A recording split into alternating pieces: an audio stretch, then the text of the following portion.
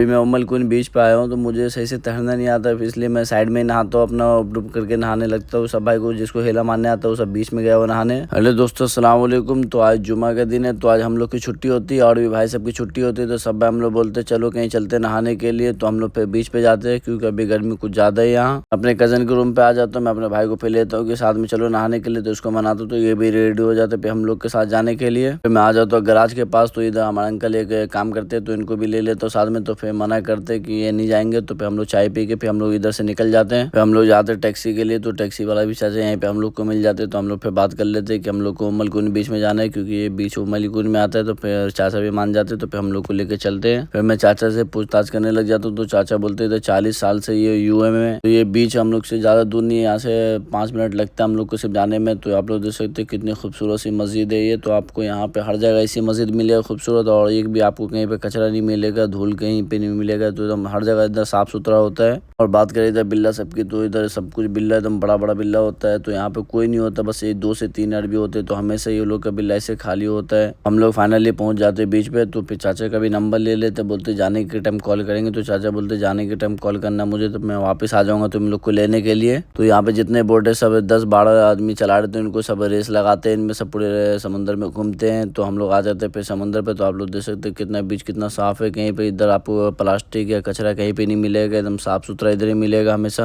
हम लोग नहाने का प्लान साथ में करके आए थे, तो हम लोग सब कुछ अपना कपड़ा वपड़ा लेके आए थे। तो हम लोग आ जाते फिर समुद्र में नहाने के लिए। तो मुझे सही से तैरना नहीं आता, इसलिए मैं डर से ज़्यादा दूर नहीं जाता हूँ, तो मैं पास में ही नहाने लगता हूँ। तो सब भाई के साथ मैं भी मस्ती करने लग जाता हूँ। तो मैं अपना फ़ोन को भी पानी के अंदर डाल के चेक करता हूँ कि वाटर प्रूफ है या नहीं, बड़ा बड़ा काम कर रहे हैं फ़ोन। और समंदर का पानी वाकई में बहुत खारा होता है, तो आँख खोलते तो आँख में जलन होता है, तो नाक में पानी चला जाता है, तो इसमें भी जलन जैसा होता है, तो अजीब सा लगता है पानी। तो फिर भी हम लोग पूरा मस्ती करने लग जाते हैं। तो एक दूसरे के ऊपर कुदुक कुदुक के हम लोग नहाते हैं। मैं डुब्बी मारता हूँ, मुँह नीचे करता हूँ, तो मैं 2 से 3 सेकंड से ज़्यादा नहीं रह पाता नीचे, क्योंकि सब बहुत सारे भाई तो 2-2 मिनट तक 1 मिनट तक पानी के अंदर रह लेते हैं। पर मेरे बस की नहीं, मैं 2 से 3 सेकंड ही रह पाता हूँ, उससे बाद नहीं रह पाता। मैं फिर बाहर निकल जाता हूँ जल्दी से। यहाँ पे पूरा सेफ्टी का पूरा ध्यान रखते हैं, आप डूबेंगे तो यहाँ पे सब होते हैं बचाने के लिए, और रस्सी चारों साइड से बांध रखे कि इससे आगे नहीं जाने के लिए। तो हम लोग उसके दायरे में नहाते, तो उसी के अंदर में नहाते हम लोग। यूए में कुछ ज़्यादा ही गर्मी होता है, तो सब भाई विचार रहे थे पर काफ़ी दिनों से कि हम लोग चलते कहीं पे नहाने के लिए। तो फिर हम लोग बोलते कि ये उमल कुंड पास में ही, तो पहले हम लोग इधर जाके नहाते, उसके बाद देखते हैं। और शाम का व्यू आप लोग देखिए कितना खूबसूरत सा लग रहा है उसका। फिर हम लोग दोबारा जाते फिर नहाने के लिए, थोड़ा रेस्ट करने के बाद। तो सब हम लोग फिर एक दूसरे को अंदर करने डुबाने लग जाते हैं, मस्ती करने लगते हैं, क्योंकि यहाँ पे डुबाव नहीं होता, यहाँ पे सिर्फ गर्दन तक पानी होता है लास्ट, उससे आगे हम लोग नहीं जाते, क्योंकि पीछे आप लोग को दिख रहा होगा थोड़ा रस्सी बांध रखे, तो इन लोग से आगे हम लोग नहीं जा सकते।